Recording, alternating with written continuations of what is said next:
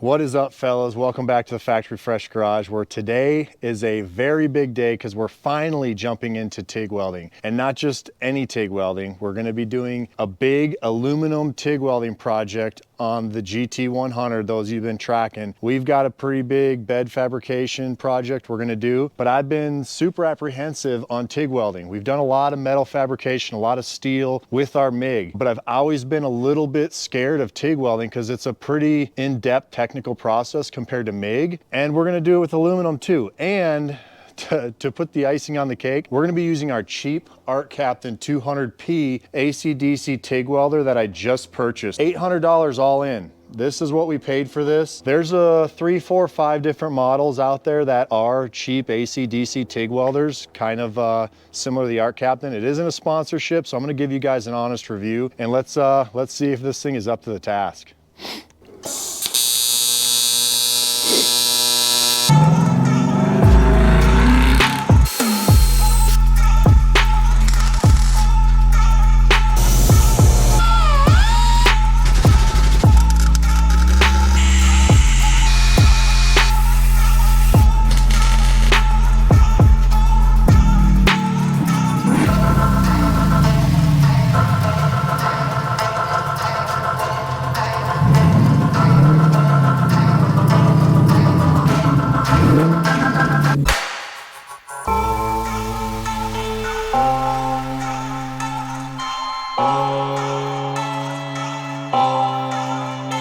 All right, boys, so real quick, let's just dig into what this welder is that we purchased, okay? It's an Art Captain 200P AC/DC. So we know the AC/DC feature means it will weld aluminum. It is a 200P, which means it's 200 amp capacity, which it does have a graph here that kind of goes over basic settings, and it looks like it's up to about a 3/16 capacity for both stainless steel, steel, and aluminum. It goes through all of your tungsten color, size, amperages, material thicknesses, and everything associated with that, whether it be filler, tungsten, how many amperages you need. The thing that scared me about TIG welders is there's a lot of settings. There's a whole bunch of things you can do to kind of mess up, and it's just intimidating. And also, you know, let's be honest, boys, this is not a $3,000 TIG welder.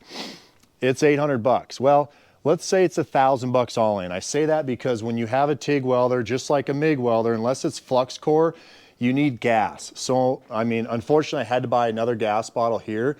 That's pure argon. Okay, so we got a pure argon bottle for about a little over 200 bucks, and this was a little over 700. I did get some features with this. With this basic Art Captain 200P, I got the torch, and they come with a little hand control right here where you can adjust amperage on or off. I do like to have, or I've heard, I shouldn't say I do like because I don't know, we're about to find out, but I do like foot pedal control because you can vary the amperage on and off, and you can have your hand free, use your foot. I did get this TIG welding accessory torch kit. So it's got a bunch of different cup sizes and things like that, nozzles and collettes and things. But basically what we're gonna use for this aluminum project is gonna be, let's use an size 8 cup, which I've heard is the right thing to do.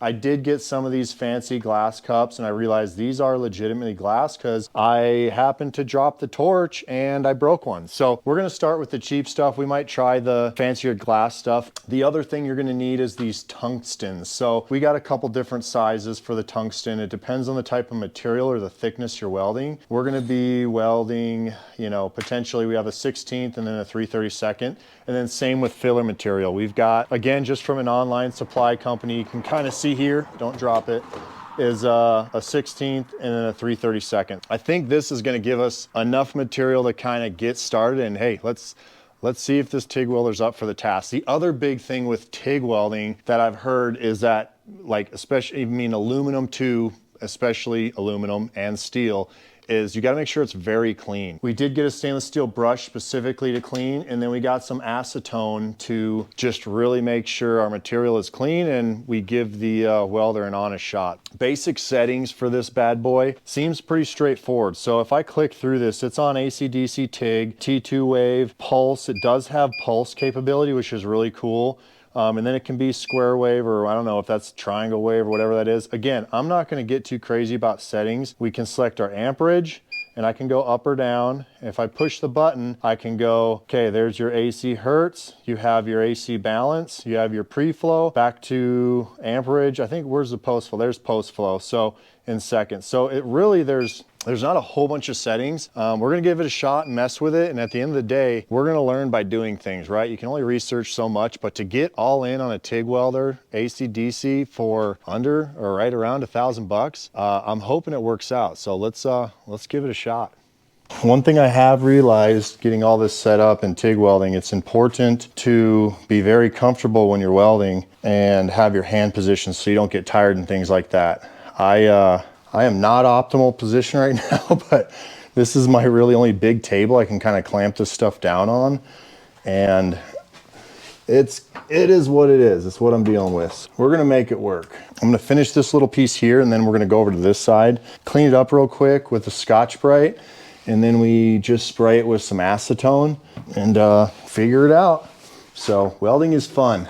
Those of you who have not done it, or I get a lot of young people asking me about welding, and they go, do you need a license to do that? Or how do you, or is it approved or what? Dude, go buy a welder at Harbor Freight, a MIG welder for $100 and just go start welding stuff. No, you don't need a license. You can do whatever you want. You build whatever you want. It's a good time, it's fun. And you're gonna learn from doing it like most things in life. So don't overthink it. Just get in there and start figuring it out. That's what I've done, and it's worked for me. So set at 140 amp. I'm not on pulse. I'm not gonna wear a glove on this side. I've got a 16th filler rod. I'm gonna clean up this one spot right here, or finish this little gap here. You guys probably won't be able to see it on camera real good, I'm not sure, but, and then we'll go over to the other side and then we'll just work our way this way. So let's do it. Again, not optimal position here, but I've realized too with this TIG gun, I have to have it completely vertical. If I turn it, my arc's gonna start blowing out the side, and I want as close as I can straight down. So kind of got to squat down, and then I practice, you know, what that looks like moving along the bead here. So let's do it.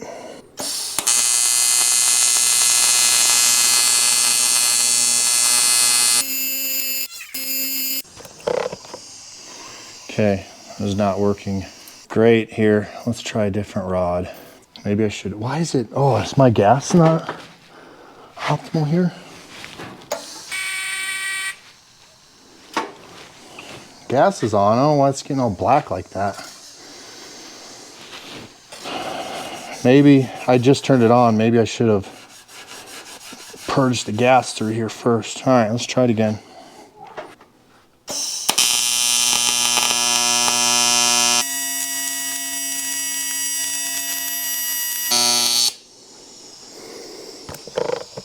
Keep my post flow on to about 6 seconds so it cleans it up. That wasn't amazing. Again, it's leaving this black spot. I don't know why. Meaning that it's not super clean, maybe? I don't know.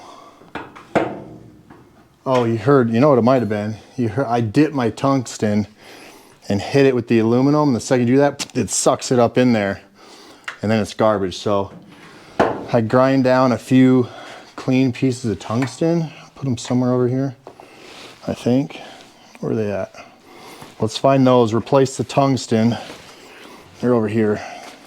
So I've prepped a few things of tungsten and ground them down. So let's replace that. So many things to do with your foot, both hands, dipping, moving. It's definitely harder than MIG welding, but you also have a lot of control with the heat, and it's pretty, this is a thick piece, this is a thin piece, they're both aluminum, so it can be a little tricky, but it's not that bad. I say that my welds aren't beautiful, but you know, look pretty good. Where I can replace it. So loosen that piece, pull that, you can kind of see it's all goobered up. We don't want that. Grab a nice shiny one. Also the angle at which you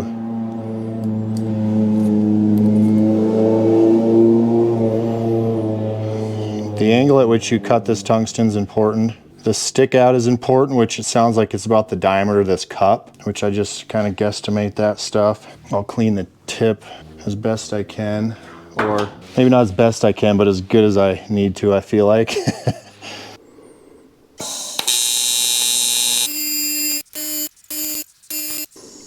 keep dipping it a little bit, but just barely. So I'm not gonna count it. Okay. Oh, I just whacked my tungsten. It means I hit this with the tungsten or hit the tungsten into that. Your fine motor skills need to be on point for this.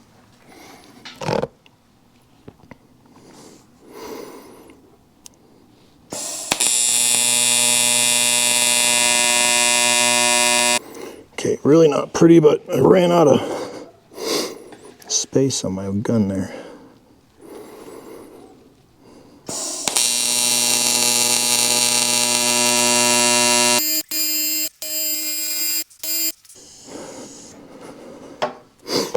Crazy thing is, I never thought you could fill in big gaps with a TIG welder. That is not the case. I'm filling in, like, see this corner over here, if you guys can see that? I'll fill that in TIG welding. I'll just move the puddle around with the tip a lot more than I could with the MIG welder. So it's kind of cool. Let's run down here, run a bead, and see, without cutting that groove, if we can make that look good.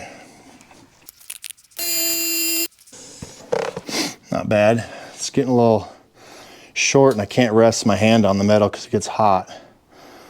Unless I put a glove on, which is probably be smart, but you guys can hear now the machine kicked on the fan, and it's just on demand, so it kicks off when it cools down, which is actually really nice.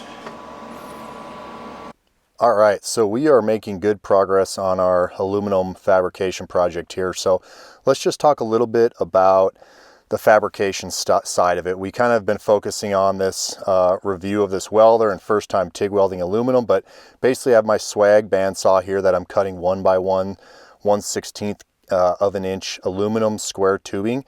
We also had 1 by 2 1/8 inch rectangular tubing that was a little thicker, kind of helped add some rigidity to the frame, but overall this piece we built was significantly lighter than what the steel piece was, and it was very rigid though, so I have no concerns about the strength, but using this aluminum was really nice.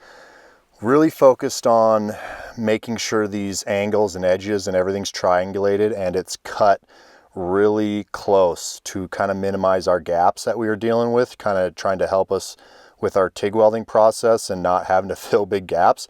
That being said, I was very surprised that I was still able to fill, you know, really pretty good sized gaps with this TIG welder because I just had the ability to control the puddle with the heat of the pedal in ways that I just didn't anticipate. There's so much heat control. You can kind of heat it up and cool it down and move it around appropriately, that, you know, something that you just cannot do with a MIG welder. So very pleasantly surprised. But back to the TIG welding process, my biggest takeaway that I kind of realized working through this project was the tungsten here. You can see I'm sharpening it up and preparing some. There were a lot of different signs and symptoms of problems with inconsistent arc, charring, inconsistent pooling of the filler, just kind of random things that I would troubleshoot and try to figure out in a bunch of different ways. And it always came back to the same thing, which was my tungsten needed to be swapped out. I either dipped it really bad and got a bunch of filler on it, or barely touched the material I was working with, or whatever it was. I mean, the moral of the story is, for me anyway, working through this, when I started to have any issues or any type of issue dipping my tungsten, I would replace it. And generally speaking, when I did that, I had great results. So yeah, let's continue on.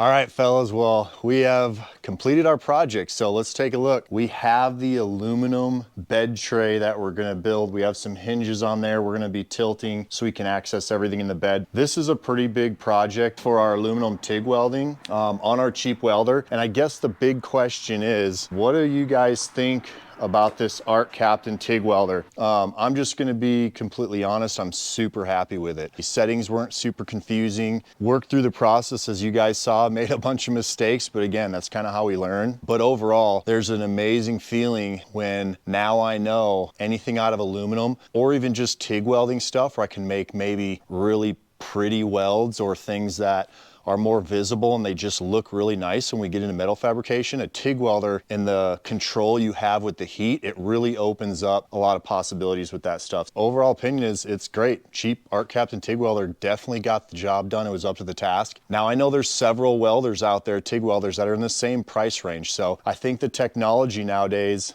you can just get this stuff at a lot more reasonable price than you used to be able to. Take a look. I mean, Harbor Freight sells some. There's a bunch out there. I don't think it's necessarily just the Art Captain, but I give it a thumbs up, boys. So that is going to end it today. As always, if you like the content, please hit like, subscribe. It helps the channel grow. We have a lot of big things coming up in 2026. We're going to be consistently updating on the OBS project, which is an independent rear suspension, all-wheel drive, custom front suspension. It went from four-wheel to all-wheel, as well as our GT100 project, which is a 2016 Mustang chassis swapped with the 62 F100 unibody. Appreciate you guys, and as always, God bless and long live hot rodding.